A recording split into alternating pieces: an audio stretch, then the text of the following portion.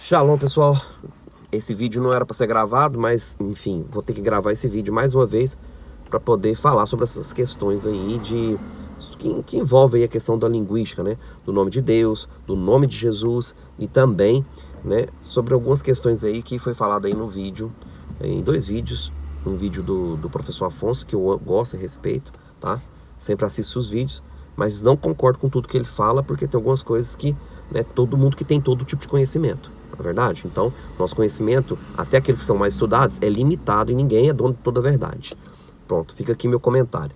E também um vídeo que o Márcio, do Além da Nuvem, também gravou falando, né, do nome Yahweh, que no árabe, Yahweh é o nome do diabo, né, vamos dizer assim, do Satanás.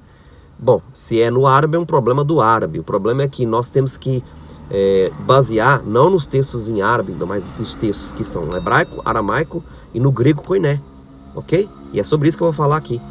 Então, eu nem vou fazer interrupção na minha fala aqui, vai ser direta, né, vai ser sucinta em cima disso aqui, porque você alegar, né, que um está certo em relação ao outro que está certo, porque na época de Jesus se falavam três línguas lá, só que uma língua era mais falada, por incrível que pareça, nem era hebraica e nem era a língua aramaica. A língua mais falada ali naquele tempo era o grego, por conta das conquistas de Alexandre o Grande, ok? Na época de Alexandre o Grande, para você ter uma ideia, tanto que o grego era forte, o grego koiné, tem a Septuaginta, que todo mundo conhece, que é a tradução da Bíblia do hebraico para o grego koiné. Foi feito pelos 70 judeus, na época de Alexandre o Grande, século 3 antes de Jesus. Então, na época de Jesus, já existia a Bíblia, como a gente conhece, compilada, né, vamos dizer assim, a Torá, os profetas, né, os livros poéticos, já existia a compilação deles em grego koiné.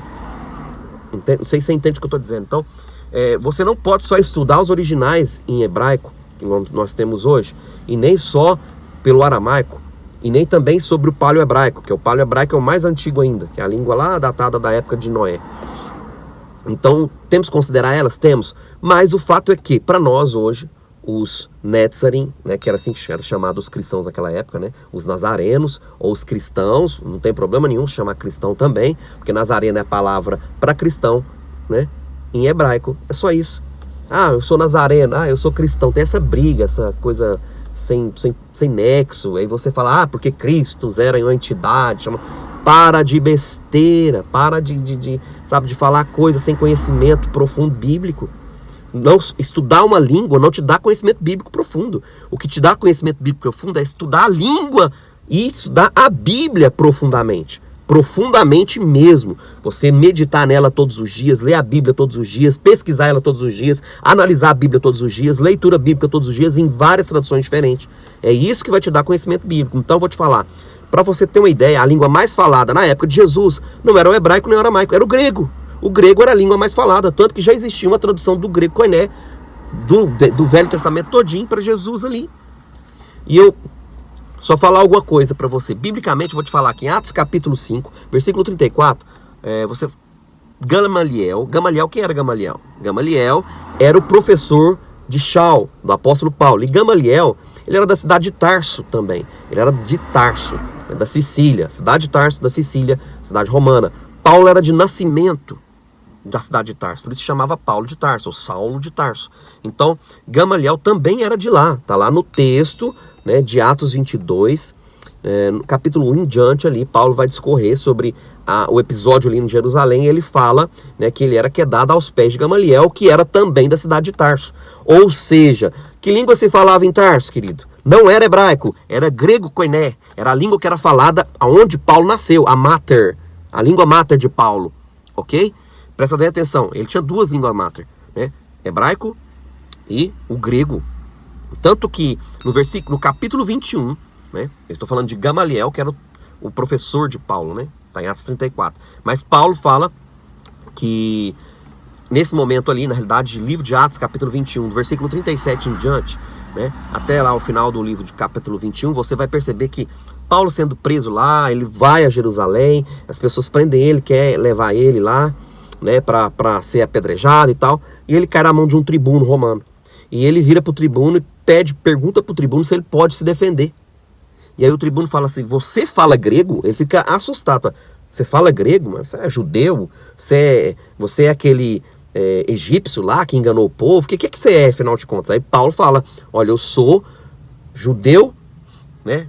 Por causa da minha família, da parte do meu pai, mas eu sou nascido em Tarso, então eu tenho direito de cidadania romana, e você está falando com o romano, Paulo fala, você está falando com o romano, que eu adquiri isso a custas, né, de dinheiro, ou seja, porque custa de dinheiro e de nascimento.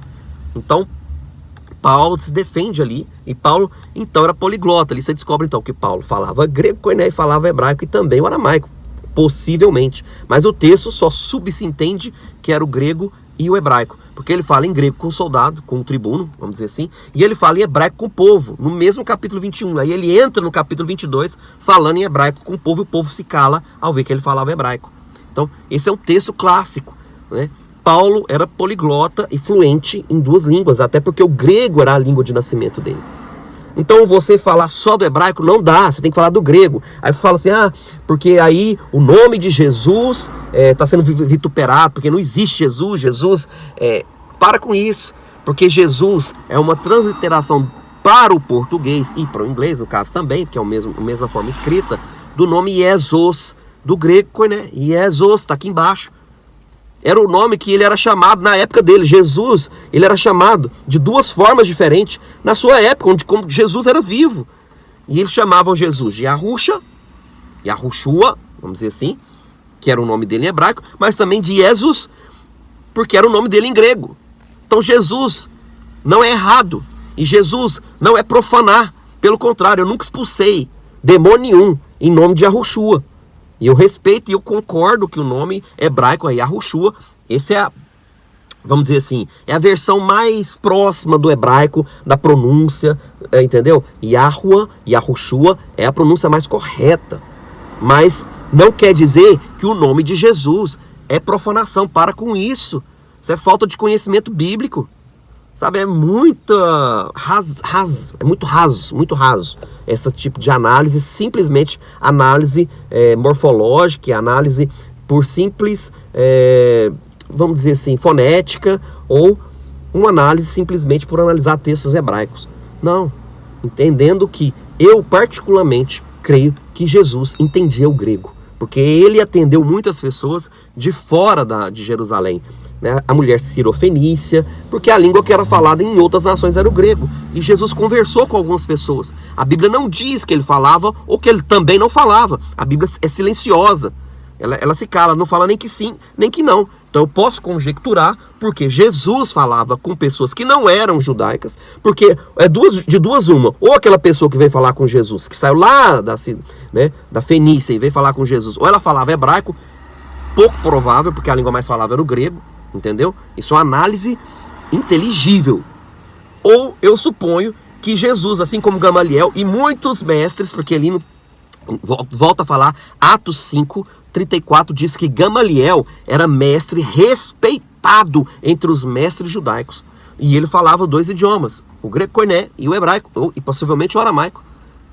Então, se eles e os mestres judaicos falavam, por que não Jesus, que foi considerado um mestre maior, também não poderia falar grego? Olha comigo. Pensa um pouco. Jesus possivelmente falava grego. Possivelmente ele sabia conversar fluentemente em grego, assim como muitos outros mestres judeus. Porque Jesus era um mestre respeitadíssimo, a ponto de muitos mestres desses aí, considerados grandes, respeitavam Jesus. Eles defenderam os apóstolos em Atos 5:34. Porque falaram, essa obra ou é de Deus ou não é. Deixa que a obra anda sozinha e nós vamos descobrir o que é. Se é de Deus ou não. E não deixando de citar o historiador Flávio Josefo. Vou até deixar aqui ao lado, aqui, ó, pode pesquisar aí. Flávio Josefo, judeu, viveu na época de Jesus, no ano, aproximadamente no ano 37, mais ou menos. Ano 37, depois de Jesus. Flávio Josefo, né, que escreveu um livro, né, Judeus da Antiguidade, né, Antiguidades Judaicas, no livro 18, página 63, 64, ele fala de Jesus, o Cristo, ou Messias. Ele fala como sendo, e ele fala em grego, está escrito ali. Então, não só falando biblicamente, mas se você pegar conteúdos históricos que não tem nada a ver com a Bíblia, foi, né, guardado até aí na literatura romana, né, você vai perceber esse historiador falando de Jesus.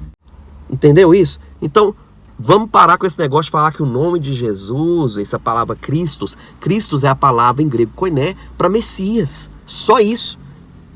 Ah, porque tem a entidade Christos lá, do não sei das quantas, do não sei o que pesquisei isso. Nossa, balela. Pode até ter existido em outra língua, em outro idioma lá atrás, mas não quer dizer que isso é errado você falar Jesus ou Cristo. É a mesma forma eu falar Yahusha ou Machia ou Hamashia. É muito bom, é muito bonito. Mas lembrando-se que o Evangelho, praticamente quase todo o Novo Testamento foi escrito em grego koiné. Não foi em hebraico. O único em hebraico é o Evangelho de Mateus, de Matitiarro. Ele é o único evangelho escrito originalmente em hebraico, até porque foi escrito para os judeus. Tem direcionamento. Mas o restante não. Paulo, inclusive, foi tido como apóstolo aos gentios. E eu, como Paulo, já sabemos, biblicamente, falando que ele falava grego, creio que comigo que a maior parte das pregações de Paulo, ele usava o grego, e o nome grego de Jesus é Iesus. Era o nome dele, em grego. Então, para que tanta conversa? Para que tanta coisa sem noção? Entende? Estude mais a Bíblia, entenda mais a Bíblia, pesquise mais a Bíblia e você não vai cair em conta da corochinha, por favor, tá? E quando você for expulsar o demônio, use o nome de Jesus, porque sempre foi o nome que foi usado. E sobre esse nome de Jesus, ou Jesus, que era o nome dele em grego, que é o original, né? Jesus, não tem nada de fake nisso, é o nome que os demônios respeitam. Em nome de Jesus, passa, sai, em nome de Jesus, é em nome de Jesus. E o nome de Jesus é respeitado nos céus, na terra e debaixo da terra. Seja ele Jesus ou, no hebraico, Yahusha, Yahushua. Entende isso? Então, não tem porquê muito mimimi, nem muito blá blá blá. Basta você pesquisar, fazer umas pesquisas mais profundas na Bíblia, que você vai descobrir, né, que Jesus era o nome mesmo dele, só que em grego. Amém, queridos?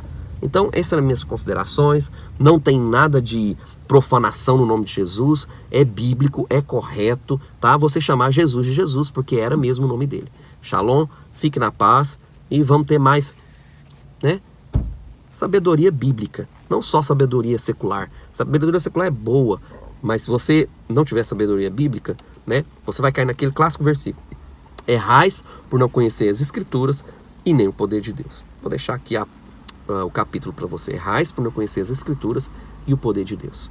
Amém? Todas as Escrituras, velho e a nova aliança. Shalom, fique na paz.